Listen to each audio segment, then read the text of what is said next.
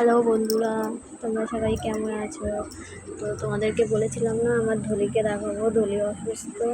এই হচ্ছে আমাদের ধলি, দেখো ওর বেবি হবে। হ্যাঁ, তো তোমরা সবাই একটু মেরে ঘরের কাছে প্রে করো যাতে ও সুস্থ থাকে, বেবিটা যাতে ভালো মতন হতে পারে।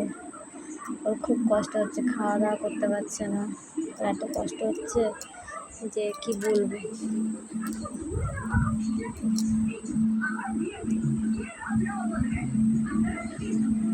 ধলি আয়, ধলি আয়, এখানে আয়, এখানে আয় ধলি।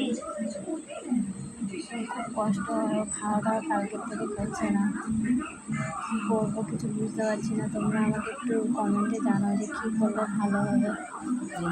আর এই হচ্ছে আমাদের ধলি, একই রকম মা আর মেয়ে। আমি ধলি বর্ষা।